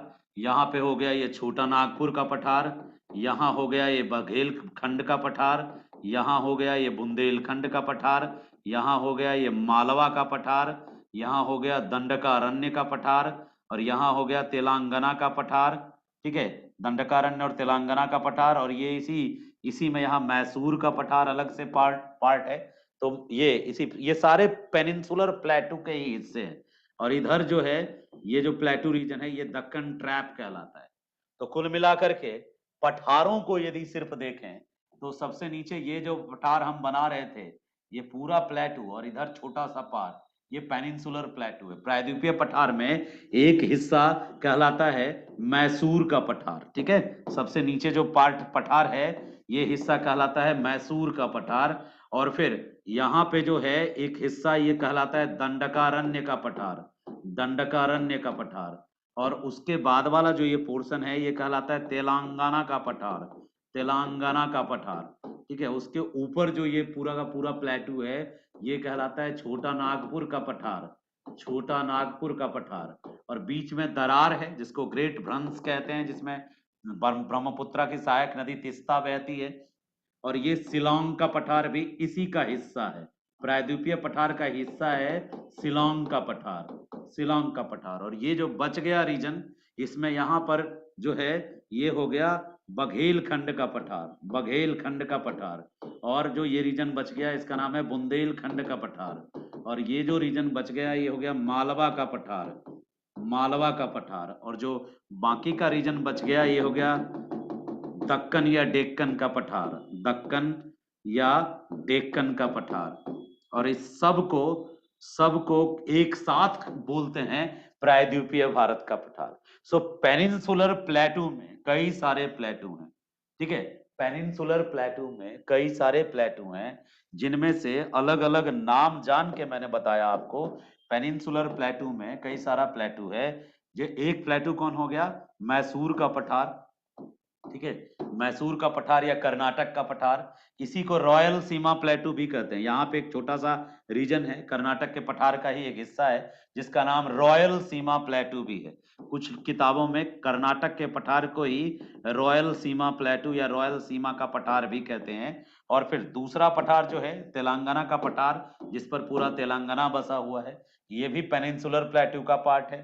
तीसरा पठार जो है जिसमें दक्कन ट्रैप फैला हुआ है, ये दक्कन का पठार है। चौथा पठार जो राजस्थान एरियाज तक चला गया है वो मालवा का पठार है। जो झांसी वाले रीजन में है, बुंदेले हरबोलों के मुंह हमने सुनी कहानी थी वाला, वो बुंदेलखंड का पठार है। जो पन्ना का नाम सुना होगा आपने, पन्ना, पन्ना, हीरा, रीवा, रीवा, रीवा, तो वो बघेलखंड का पठार है। और उसके बाद जो आप छोटा नागपुर का पठार आप सुनते हैं, ये पूरा रीजन छोटा नागपुर का पठार है। और जहां पे वो सीआरपीएफ को उड़ा दिया था, वो पापी आत्मा सब, क्या नाम है उसका, एमसीसी, यानी नक्सली लोग जहां उड़ा दिया था, वो जो रीजन है ये है दंडकारण्य का पठार। ठीक है, दंतेवाड़ा नाम सुना होगा आपने, दंतेवाड़ा, ये दंडकारण्य का पठार। और जहां गारो खासी जयंतिया जो पढ़ते हैं आप, गारो खासी जयंतिया वाला रीजन, ये गारो खासी जयंतिया जो है ये है शिलांग का पठार। गारो खासी जयंतिया वाला जो रीजन है वो शिलांग का पठार वाला रीजन है। ठीक है, तो ये कुल मिला के ओवरऑल जो प्लेटूज हैं, इनको कंबाइंडली, इन सब को एक साथ ले लेंगे ना आप, these all plateaus are called peninsular plateau, peninsular plateau, प्रायद्वीपीय पठार का ही हिस्सा। इन सब को एक साथ में क्या कहते हैं, प्रायद्वीपीय पठार का हिस्सा कहते हैं। ठीक है, अब इन प्रायद्वीपीय पठार के हिस्से को, अच्छा एक क्वेश्चन है, अरब प्रायद्वीप में उत्तर पूर्व की तरफ का हिस्सा निम्न भूमि क्यों है? टेक्निकल क्वेश्चन, अच्छी बात है, मोस्ट वेलकम। देखो यहाँ जो इराक नाम का देश है ना, वहां का भी मेसोपोटामिया, मैंने बता रहा था प्लेटू बता रहा था आपको, अभी सिर्फ इंडिया का प्लेटू बताया था, अब हम चीन में जाने वाले थे प्लेटू बताने, पाकिस्तान क्षेत्र में बताते प्लेटू और खत्म हो जाता, ज्यादा प्लेटू है नहीं। प्लेटू के मामले में सबसे ज्यादा धनी जो है वो अपना यही है, कौन, इंडिया है। अब नन्हा मासूम है कोई, वो पूछ रहा है कि अरब प्रायद्वीप में उत्तर पूर्व की तरफ, देखो ये है अरब प्रायद्वीप प्यारे, यहां ध्यान से देखना, ये है अरब प्रायद्वीप। अभी 2 सेकंड पहले बताया था इसी क्लास में कि मेरे मोहन प्यारे, ये इसका हिस्सा था, कभी कभी इसका हिस्सा, इसका नाम है अफ्रीका, और इससे टूट गया। जब टूटते हैं तो क्या होते हैं, विपरीत दिशा में जाते हैं, अलग होते हैं। अलग होगा तो जाके किससे टकराएगा, इससे टकराएगा, किससे, एक यूरेशिया नाम का प्लेट से, यूरेशिया नाम के प्लेट से। और जब हम यूरेशिया के नाम से प्लेट से टकराएंगे, और ये खुद अपने आप में छोटा प्लेट है, तो जब कोई छोटा प्लेट किसी बड़े प्लेट से टकराता है तो क्या होता है, छोटा वाला प्लेट ही सबडक्ट होता है। जो छोटका है, छोटा प्लेट जो है यदि टकरा गया, और यहाँ पे थोड़ा सा ओशियनिक प्लेट का अंश होता है इसमें, क्योंकि ये ओशियनिक प्लेट का अंश क्यों है, क्योंकि अफ्रीका वाला प्लेट पहले अलग था इससे। तो अफ्रीका और यूरेशिया के बीच में क्या होगा कंफर्म रूप से, जब अफ्रीका अलग था, यूरोप अलग, यूरेशिया अलग था, तो बीच में क्या होगा, समुद्र होगा। तो इस किनारे के प्लेट का जो अरबियन प्लेट है, उसका जो नॉर्थ ईस्ट हिस्सा जो होगा, उत्तर और पूरब वाला जो हिस्सा होगा, अभी भी फारस की खाड़ी है ही यहाँ पे, तो इधर एक तरीके से डाउन होगा और समुद्री किनारा होगा, यानी वहां कुछ समुद्री प्लेटें होंगी। तो वो समुद्री प्लेटें क्या हुई होंगी, जाके यूरेशिया में धस गई होंगी। अब सिंपल सी बात है, जब कोई चीज धसेगी और बगल वाला चीज तब उठेगा। मैं ऐसे सिंपल था, मेरे नीचे आके कुछ धस गया तो मैं क्या हो जाऊंगा, उठ जाऊंगा। और जब हम उठेंगे वो नीचे रहेगा, तो वहां एक तरह से क्या पैदा होगा, निम्न भूमि। ये भूमि कैसी भूमि होगी, निम्न भूमि। इसीलिए ये रीजन जो है ये निम्न भूमि क्षेत्र है, जिसमें मेसोपोटामिया की सभ्यता विकसित हुई, जिसमें यूफ्रेट्स और टिग्रिस रिवर बहती है। ठीक है, ठीक है, अपन ये यूफ्रेट, वही जिसको दजला फुरात कहते हो, इराक में जो बहती है दजला और फुरात, ये इसी निम्न भूमि में स्थित है। और निम्न भूमि का कारण क्या है, क्योंकि ये वाली प्लेट उधर टकराई है, तो इधर वाला प्लेट क्या होगा, ऊंचा होगा, और जिधर टकराए हम उधर क्या होंगे, नीचे होंगे। टकराने से नीचे क्यों गए, क्योंकि बीच में समुद्री प्लेट था, और समुद्री प्लेट हैवी होता है। आगे वाला पार्ट यदि तुम्हारा हैवी है तो अगले में जाके धस जाएगा, ये मेरा देखो हैवी है, और हम तुम्हारे में टकराएंगे, टकराएंगे, तुम यदि मुलायम हो तो मेरा ये हैवी वाला पार्ट तुम्हारे में क्या होगा, धस जाएगा। वही हुआ है, ये धस गया है। और जहां कहीं धसेगा ना कोई चीज, वहां थोड़ा सा डाउन एरियाज क्रिएट होगा। जब भी कोई चीज धसेगा, जैसे भारत का भूखंड चीन के भूखंड की तरफ धस गया, तो हिमालय भले चीन की भूखंड वाला एरिया में क्रिएट हुआ, तो चीन का भूखंड था और भारत जहां धसा, तो भारत जो धसा, तो एक थोड़ा सा ट्रंच विकसित हुआ, एक घाटी विकसित हुई, उसी घाटी में टेथिस का अवसाद आया, तो गंगा का मैदान बना। यानी गंगा का मैदान का निम्न भूमि क्यों है, दक्षिण भारत की तुलना में, पेनिनसुलर प्लेटू के कंपेरिजन में गंगा का मैदान निम्न भूमि क्यों है, इसलिए है क्योंकि भारत का भूखंड नीचे धस गया, चीन का भूखंड से। तो ऐसे एक तरह से डाउन एरियाज बना, थोड़ा सा एरिया, उसी में गंगा का मैदान है। जैसे गंगा का मैदान है वैसे ही दजला और फुरात का मैदान है। ठीक है, दजला फुरात का मैदान यहाँ पे वैसे ही बना जैसे यहाँ गंगा का मैदान बना है। तो हम उम्मीद करते हैं तुम्हारे माथे में कुछ कुछ आया होगा, और बाकी जब स्वाध्याय करोगे तो और भी आएगा। ये टाइप ऑफ डाउट है, ठीक है, टाइप ऑफ डाउट है जो मैंने क्लियर करने की कोशिश करी। बाकी मेरा मकसद था कि तुमको प्लेटू समझाऊं। अब याद रखना, रॉयल सीमा का पठार या मैसूर का पठार, तेलंगाना कुछ किताबों में इन दोनों को एक ही मानते हैं, मैसूर या कर्नाटक या रॉयल सीमा एक ही को कहते हैं, और तुम भी यही जानना, ठीक है, एक ही को कहते हैं। और दक्कन या डेक्कन का पठार, दक्कन या डेक्कन एक ही होता है। तेलंगाना का पठार, दंडकारण्य का पठार, छोटा नागपुर का पठार, उड़ीसा, झारखंड और कुछ एरिया जो दक्षिण बिहार का है उन सब में फैला है छोटा नागपुर का पठार। ठीक है, और इसी प्लेटू का एक टुकड़ा है, एक्सटेंशन है शिलांग का पठार। शिलांग के पठार में इतना कोयला क्यों मिलता है? शिलांग के पठार में कोयला मिलता है, रेड होल माइनिंग होती है वहां पे, क्योंकि वो हिस्सा किसका है? यही छोटा नागपुर वाला पार्ट आगे जाके एक्सटेंशन हुआ है, ये पूरा का पूरा पेनिनसुलर प्लेटू का हिस्सा है। और यहां पे पेनिनसुलर प्लेटू खत्म हो गया। ये बघेल तो मध्य प्रदेश का है, बुंदेल झांसी वाला रीजन है, मालवा राजस्थान एमपी वाला रीजन है। तो यूपी कहां है फिर? बिहार कहां है फिर? ये यूपी बिहार गड्ढे में है। यूपी बिहार क्या है? गड्ढे में है, गड्ढे में। और कौन सा गड्ढा? भारत का भूखंड जो चीन के भूखंड से टकराया, तो भारत का भूखंड जो अब नीचे सबडक्ट हुआ है उसके कारण जो गड्ढा क्रिएट हुआ, इस गड्ढे को भर दिया किसने आके? टेथिस सागर के अवसादों ने आके भर दिया। और बची खुची जो अवसाद यानी डिपोजिट, टेथिस डिपोजिट से ये फिल हुआ, जिसके कारण गंगा का मैदान बना। तो जो गंगा का मैदान है यूपी बिहार में फैला हुआ, वो उस गड्ढे में है, डिप्रेशन में है, जो छोटा सा डिप्रेशन क्रिएट हुआ था after the formation of Himalaya, जो डिप्रेशन क्रिएट हुआ उसमें है। उम्मीद करता हूँ समझ में आ रही होगी थोड़ी थोड़ी मेरी बातें, बाउंस ना हो बस, ये सबसे बड़ी बात होती है कि टीचर पढ़ाए और बाउंस ना हो, क्योंकि टीचर का अपना तरीका होता है, हर मास्टर का अपना तरीका होता है, ठीक है, हर आइसक्रीम का अपना फ्लेवर होता है, वनीला, चॉकलेट, फलाना डिमका। जितने टीचर से पढ़ोगे हर टीचर अपने अपने अंदाज में पढ़ाएगा, ये मेरा अपना अंदाज है, मैं अपने अंदाज में ऐसे ही पढ़ता हूँ। मेरा मानना है कि पहले लोकेशन जान लो कहाँ क्या है। यहाँ पामीर का पठार है, यहाँ इसके सारे हिमालय वाले बच्चे, ये चाइनीज वाला बच्चा, और इधर ये हिंदू कुश और सुलेमान किरथर। मैं एक ओवरव्यू देना चाहता हूँ, सियावलोकन बोलते हैं इसको। एक बार अवलोकित कर लो कहाँ क्या है, फिर जब बात करेंगे ना किताबों पे, जब हम पढ़ेंगे ना डिटेल में क्या कि ओरिजिन ऑफ द माउंटेन पढ़ना शुरू कर देता है बच्चा, ऑप्शनल लिया, आर्थर होम्स का पर्वत निर्माण सिद्धांत बैठ के रट रहा है। अरे पागल आदमी, जब तुम जानते ही नहीं हो कहाँ पे कौन किसको पढ़ रहे हैं, ये नहीं जानोगे तो फिर उसमें रुचि कहाँ से आएगी?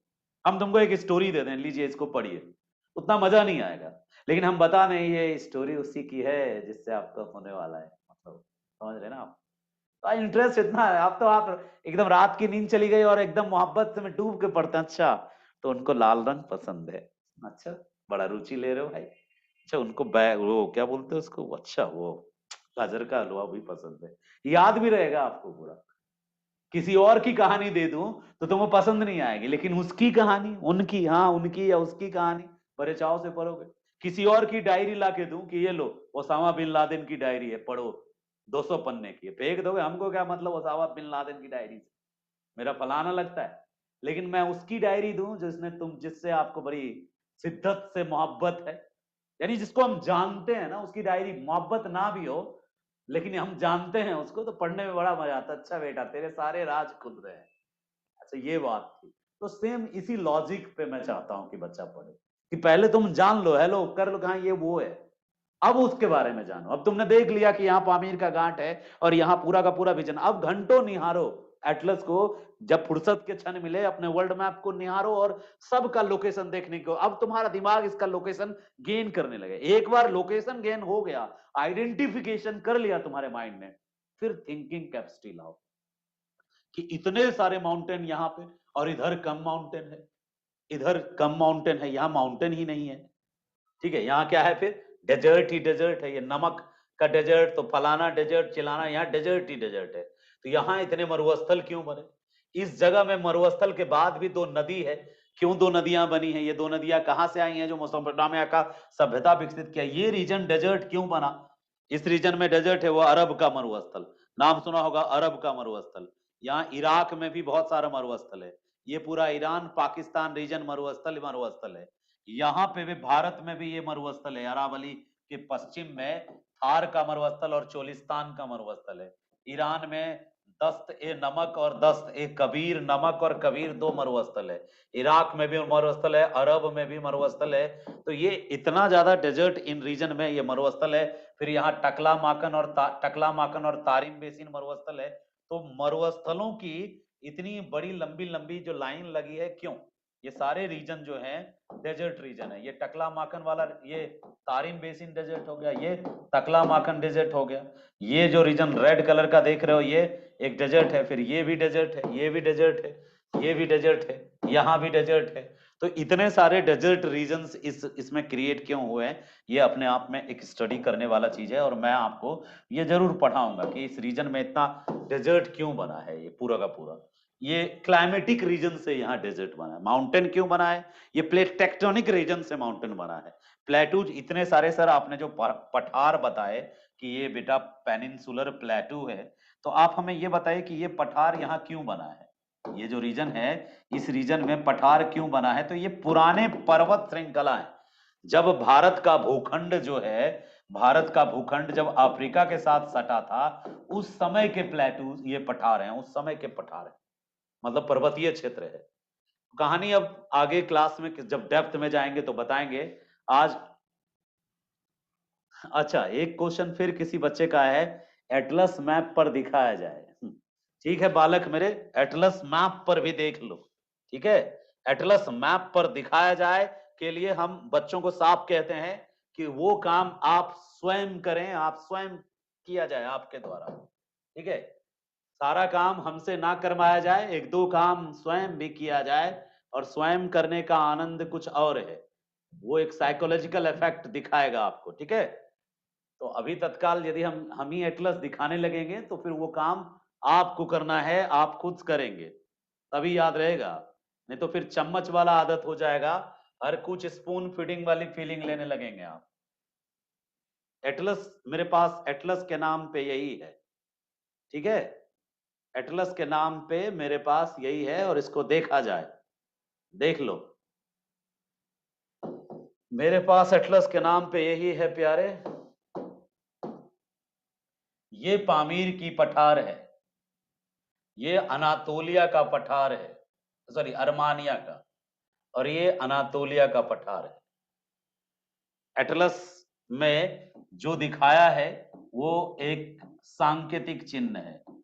ठीक है, और ये है वो तारीम बेसिन, तारीम बेसिन है ये। और यहीं पर है, यहाँ तारीम बेसिन है और इधर टकला माकन है। ये गोबी का मरुस्थल है, ये गोबी का मरुस्थल मंगोलिया में गोबी है, टकला माकन और तारीम है। ठीक है, और ये जो रीजन है ये थार वाला रीजन है, थार, और ये चोलिस्तान वाला रीजन है।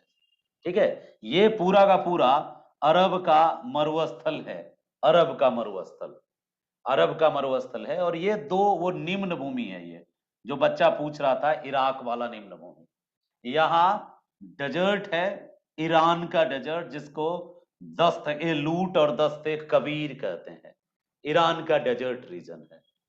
ठीक है, ये अफगानिस्तान वाला रीजन है और ये भी एक तरीके से डेजर्ट रीजन है, अफगानिस्तान वाला। एक का नाम है, अफगानिस्तान नहीं, ये वो वाला, एक कराकुम है, एक किजिलकुम है। अब ये भी डेजर्ट बन गया जिसका नाम अरलकुम है, अफगानिस्तान नहीं, कराकुम, किजिलकुम, अरलकुम, ये तीन रीजन है डेजर्ट का यहाँ पे। तो जो भी व्हाइट कलर से घेरा हुआ है ना, ये सब डेजर्ट है, पहचानना डेजर्ट को। ये कौन सा डेजर्ट है? गोबी का मरुस्थल। ये कौन है? टकला माकन। ये कौन है? Tarim basin. ये कौन है? थार। ये कौन है? चोलिस्तान पाकिस्तान। ये कौन है? ईरान का मरुस्थल। ये कौन है? अरब का मरुस्थल। ये सीरिया और इराक का मरुस्थल का कुछ भाग। ये कौन है? किजलकुम। ये कौन है? कराकुम। ये कौन है? अरलकुम। इतने मरुस्थल हैं। ये सब के सब मरुस्थल कहाँ हैं? एशिया में है, ठीक है।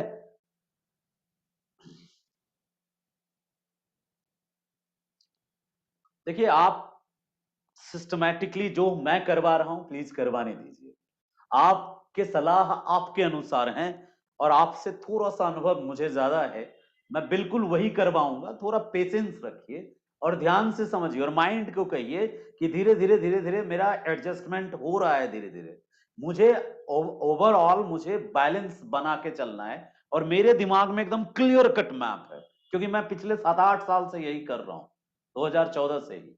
तो जो भी बच्चा है जिसके मन में भी जैसे भाव आ रहे हैं, व्यक्तिगत रूप से वो भाव मुझे व्यक्त करिए। जैसे एक बच्ची कह रही है कि sir after Asia Indian geography start कर दीजिए और पीटी में हेल्प रहेगा। सर ओशिनिया छोड़ दीजिए, ऑस्ट्रेलिया छोड़ दीजिए, और ऐसे ऐसे फिर जब इंडिया थोड़ा सा हो जाए, सर अब इसको छोड़ दीजिए, बिहार थोड़ा सा बता दीजिए। आपकी जो ये उतावलापन है, मैं इसको महसूस कर सकता हूं। ये उतावलापन एक नॉर्मल मेंटल कंडीशन है, बट पेशेंस रखिए, ठीक है, डिस्टर्ब ना करके इंफॉर्मेशन पे फोकस करिए। सर इंफॉर्मेशन कभी, ठीक है, बिल्कुल अपने इंफॉर्मेशन पे फोकस करिए प्लीज। Sir hmm. सर ये जो पामीर का पठार है, जी उत्तर उत्तर और पश्चिम की ओर जल्दी जल्दी फैला, जो बोलिए। हमारा हाँ। प्लेट जब टकराया, पामीर का पठार जो है सर, जिसके कारण वलय पर के बहुत सारा पर्वत का निर्माण हुआ, तो क्या यह पर्वत सर उत्तर और पश्चिम की ओर नहीं फैला सर? उत्तर और पश्चिम की ओर नहीं फैला। अभी आप शुरू से थे क्या क्लास में? जी जी सर, यस सर। अच्छा, आप जब मैं कह रहा था कि ये ऐसे जा रहा है, आपको पता है मैं क्या कह रहा था, ये किधर जा रहा है? जी बत, यस सर। क्या बताया था मैंने? अफ्रीका से जब ये निकला था तो कैसे, कौन दिशा में जा रहा था? जल्दी जल्दी बताइए, थोड़ा क्विक, एनर्जी, एनर्जेटिक रहिए, युवा हैं आप, डीएसपी बनेंगे, चोर के पीछे भागना भागना पड़ेगा हथियार लेके। जल्दी बताइए किस दिशा में जा रहा था? जी अब समझ में आ गई सर, ओके अरे सर। ओहो, पूरा मजा किरकिरा कर दिए, बता देते। उत्तर पूरब में जा रहा था। जब उत्तर जी पूरब में ढूंसेंगे आप किसी को तो जी घाव जी सर। पश्चिम। अच्छा चलिए, हम समझ गए, आप समझ गए आप। ओके सर, ये सर एरो नहीं समझ में, नहीं ध्यान में आया सर, इसी अच्छा कारण कोई से सर कोई ये बात, क्वेश्चन। कोई बात नहीं, कोई बात नहीं, ये ढूंस रहा था इधर, तो ज्यादा टेटन भी इधर ही फूलेगा, जिधर प्रेशर जाएगा, थ्रस्ट जाएगा, उधर ही टेटन फूलेगा। ये सब टेटन जी है जो यस फूला सर, है। Yes sir. जी जी, चलिए ओके आगे, सर। आगे चलते हैं अगले पॉइंट की तरफ। चलिए, हम आप सबके जिज्ञासाओं को समझ सकते हैं। यदि आप ऑफलाइन क्लास में होते तो और जिज्ञासाएं आपकी एकदम बिल्कुल हम शांत कर दिए होते। ऑनलाइन की अपनी लिमिटेशंस हैं, जिसमें हम उतना भाव भंगिमा के साथ आपके सामने नहीं आ पाते। अदरवाइज आधा बात तो मेरी बॉडी लैंग्वेज ही आपको समझा देती। ठीक है, मैं जो है, होता है ना, नाच नाच के पढ़ाने वाला मास्टर हूँ। हमको बड़ा सा स्टेज और ढेर सारा बोर्ड चाहिए। तो जो आदमी ऑफलाइन में मेरे से पढ़ा होगा, जो स्टूडेंट, उसको पता होगा समझाना ही मेरी सबसे बड़ी बीमारी है। मैं ना लिखाने में विश्वास करता हूं ना लिखने में। मैं तो सोचता हूं खाली हाथ आए और आदमी सिर्फ आंख और कान खुला रखे, मैं उसको पूरा का पूरा चीज वहीं रटा दूं, ऐसा मेरे अंदर का भूख रहता है। तो उम्मीद करता हूं कि अब आप समझ गए होंगे कि इधर क्यों हुआ इतना सारा पर्वत श्रेणी। ठीक है, चलिए आगे चलते हैं अगले पॉइंट पे। अगला पॉइंट, अभी कई सारा पॉइंट बचा है, मुझे नदी बताना है, नदियां बतानी है, जो ये इसकी नदियां हैं, एशिया की नदियां हैं। पठार हम लगभग पठार समेट लिए थे, बस इंडिया का पठार डिटेल में बाद में भी पढ़ेंगे। इंडिया का पठार हमने देख लिया। इसके अलावा चीन में कौन सा पठार है? एक प्लेटू है चाइना का, बड़ा फेमस प्लेटू है, मंचूरिया का पठार। ठीक है, मंचूरिया प्लेटू, मंचूरिया का पठार है। अब हम एक एक ही बार में सारे पठार दिखा देते हैं और सारी नदियां दिखा देते हैं, क्योंकि 7 बज गया है और 5-10 मिनट बाद मुझे दूसरी क्लास स्टार्ट करनी है। उम्मीद करता हूं कि आज आप दो चीजों से परिचित हुए होंगे। एक, माउंटेन्स जो हैं यूरोप एशिया के, इन सारे माउंटेन्स को देखा होगा आपने लगभग। क्यों है उस पे तो अभी होगी क्लास, जब हम आर्थर होम्स का पर्वत निर्माण सिद्धांत समझाएंगे तो आपको सारी बातें समझ में आ जाएंगी। पठार भी समझ में आ गया, रेगिस्तान भी हमने आपको दिखा दिए सारे रेगिस्तान। एक तो साइबेरिया का मरुस्थल है, साइबेरिया का मरुस्थल है ही, ये कोल्ड डेजर्ट है। गोबी का मरुस्थल है, Taklamakan, Tarim basin, Thar Cholistan, Iran का डेजर्ट, वही दस्ते कबीर दस्ते लूट, किजिल कराकुम, किजिल कुम, अरल कुम, और फिर अरब का मरुस्थल। मरुस्थल देख लिया, प्लेटूज देख लिया आपने, ये अनातोलिया का पठार, ये अर्मेनिया का पठार, और यहाँ पे पामीर का पठार, और फिर इधर इंडिया का पेनिनसुलर प्लेटू प्रायद्वीपीय पठार, और चीन का मंचूरिया का पठार। इतना काफी है आज की क्लास के लिए। नदियां हम कल पढ़ेंगे। और हाँ, एक बहन ने कहा है ना कि आप इंडिया पढ़ा दीजिए। इंडिया आप निश्चिंत रहिए, मैं इसके ठीक बाद जो फिजिकल ज्योग्राफी पढ़ाऊंगा ना, तो कोशिश करूंगा कि मैं 3 दिन फिजिकल पढ़ा दूं, 3 दिन इंडियन पढ़ा दूं। आपकी भी थोड़ी दिली इच्छा शांत हो जाए और मेरी भी हो जाए, ठीक है। मैं फिजिकल ज्योग्राफी जल्दी पढ़ाना चाहता हूं, क्योंकि ह्यूमन समझाने में देर नहीं लगता मुझे, फिजिकल में थोड़ा सा डीप में बताना होता। चलिए, रवीश जी का क्या क्वेश्चन है, बोलिए रवीश जी। जी रवीश जी, फटाफट जल्दी। नमस्कार। ये जो लिखवाए हैं श्वेत सागर, बेरिड सागर, कारा सागर और लॉटफोर्ड सागर, हाँ, उसके बाद लिखवाए हैं बेरिंग सागर। सर चुस्की सागर इसके पहले आता है कि बाद में? हमको चुस्की सागर नहीं पता है। देखिए आपको कितना हाँ, सोच में लगेगा, का तो इसको तो पते नहीं। छोटे छोटे अनगिनत सागर हैं भाई जी मेरे, जो ठीक है सर। इंपॉर्टेंट था वो मैंने बताया। जी जी जी अब ठीक। चुस्की सागर हमको देखना पड़ेगा कहाँ पे है चुस्की सागर, और आपने बड़ा प्यारा नाम बताया तो जरूर देखेंगे चुस्की ठीक। सागर कहाँ पे है। आर्कटिक ओशन में होगा कहीं पे चुस्की सागर, लेकिन मैंने जो बताया वो बहुत इंपॉर्टेंट था। अगर चुस्की सागर पूछेगा तो वनडे एग्जाम में पूछ सकता है, और कोई महत्व होगा तो हम देख के बताएंगे आपको कल के क्लास में। अच्छा, नेक्स्ट सुमन जी। सुमन जी, सुमन जी कोई क्वेश्चन है क्या आपका? वीर बहादुर सिंह जी, आप बताइए, कुछ क्वेश्चन है? सर जैसा कि आपने बताया कि हिमालय पहाड़ के निर्माण के दौरान भारतीय प्लेट 3 बार टकराई थी, तो सर ये कैसे डिसाइड करते हैं कि 3 बार टकराई थी? बहुत बेहतरीन क्वेश्चन है आपका ये क्वेश्चन, एकदम हाँ अच्छे लेवल का है। देखिए, थ्रस्ट बोलते हैं इसको, ग्रेट थ्रस्ट बोलते हैं। लंबा समय लगा। जब आप कभी फिसलन वाली जमीन पे, फिसलन वाली जमीन मान लीजिए, बचपन में एक कमरे में आपने साबुन का पानी लगा दिया, वो साबुन का पानी एस्थनोस्फेयर मान लीजिए, उसको मैग्मा मान लीजिए, उसके ऊपर एक बड़ा सा प्लेट लाइए, बर्फ का सिल्ली होता है ना, वैसा प्लेट लाइए, बर्फ का सिल्ली। एक बर्फ के सिल्ली पे आप बैठिए, एक बर्फ की सिल्ली पे हम बैठते हैं, और आप एक जगह टिके रहिए। क्यों? आप चीन के प्लेट हैं, एक जगह एक किनारे में आपका प्लेट है, फिसलन वाली जमीन पे, दीवार से सटके है थोड़ा, यानी आप बड़े आकार के प्लेट पे हैं और दीवार से सटके हैं। और दूसरी तरफ से जो मैं जिस प्लेट पे होऊंगा, भारत का भूखंड, वो बहुत दूर से आएगा, मतलब दूसरे छोर से आएगा। 60 फीट का रूम है मान लीजिए, और वो छोर से कोई हमको धक्का दे दे। अब फिसलन है तो बर्फ की सिल्ली फिसलते फिसलते फिसलते फिसलते जाके आप में पहला बार जो आपको धक्का मारेंगे, सॉलिड धक्का मारेंगे कि नहीं मारेंगे? जब आपको धक्का मारेंगे तो थोड़ा सा हम क्या हो जाएंगे, बैक हो जाएंगे ना, बैक, थोड़ा बैक हो जाएंगे। लेकिन मेरा मूवमेंट, प्लेट का जो मेरा डिजाइन है, सिल्ली का जो डिजाइन है, एक तरफ भारी ज्यादा है जिधर आपसे टकरा रहे हैं, और दूसरे तरफ कम भारी है। कंपोजिशन, संरचना जो है इस तरीके का है हमारा, उधर की तरफ हमारी गति है। तो फिर दोबारा भी आप ही से टकराएंगे, लेकिन इस बार स्पीड थोड़ा क्या होगा, कम होगा, और फिर थोड़ा सा दूर आ जाएंगे। और तीसरी बार जो टकराव होगा वो बहुत स्लो होगा।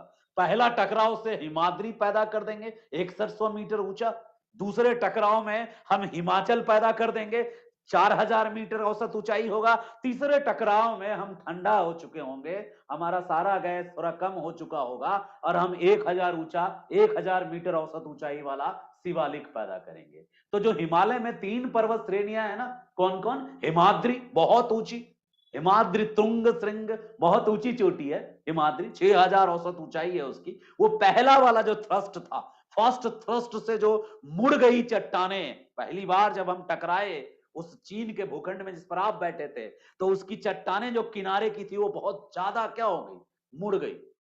और उसके मुड़ने से, चट्टानों के मुड़ने से, और वहां वॉल्केनिक इरप्शन भी कुछ हुआ, उसके कारण हिमाद्री जैसी ऊंची चोटी बनी। उसके बाद दूसरी टकराव हुई तो हमारा जो प्लेट था और जो बाकी प्लेटें थी वहां पे, उसके कारण एक और टकराव हुआ, क्योंकि कुछ मलबा, और ये टकराव तुरंत नहीं हुआ, इस टकराव में लाखों वर्ष लगे और अलग अलग युग में हुआ। एक युग को कहते हैं इयोसीन, दूसरे को कहते हैं मायोसीन, नाम है, युग का नाम। जैसे आपने युग सुना होगा ना, कि जैसे इतिहास में युग होता है, धातु युग, कांस्य युग, जो पाषाण युग, वैसे ज्योग्राफी में भी युग होता है। तो जिस युग में हिमाद्री बना उसको कहते हैं इयोसीन, जिस युग में हिमाचल बना उसको कहते हैं मायोसीन, और जिस युग में शिवालिक बना इसको कहते हैं ओलिगोसीन। युग है ये। और आप कहेंगे इतना लंबा टाइम लगा, पहला बार टकराया तो कत्ते मतलब वर्षों तक वो थोड़ा थोड़ा पीछे हटते रहा, और बीच में दरारें भरती रहीं, दोनों तरफ की नदियां, मलबा नदियां भर गई। और उसके बाद फिर जो वो फोर्स था, जो फोर्स इसको इस ओर भेज रहा था, प्लेट टेक्टोनिक फोर्स बोलते हैं उसको, सम कन्वेक्शन करंट बोलते हैं, जो उस प्लेट के नीचे हो रही थी, उसने फिर इसको इधर धक्का दिया। तो दूसरी धक्का जो था, बहुत दूर से आए थे तो पहला बार ज्यादा बार हैवी थ्रस्ट था, इस बार कम दूर से आए तो थोड़ा कम थ्रस्ट था, अगली बार थ्रस्ट कम गया तो शिवालिक की ऊंचाई इसीलिए तो कम है। ठीक है वीर बहादुर जी, अगला क्वेश्चन है किसी का? और नेक्स्ट क्लास का मेरा टाइम हो गया, हम अब मिलेंगे अगली क्लास में। उम्मीद करते हैं कि आज आपकी जो क्वेरीज थी वो मैं आपको समझा पाया। कल मिलते हैं अब आपसे। Thank you so much. Guddu ji, अब टाइम का थोड़ा अभाव है, अब आपसे हम कल मिलेंगे। आज आप अपना प्रश्न नोट करके रखिए, कल आपके प्रश्न का जवाब देंगे।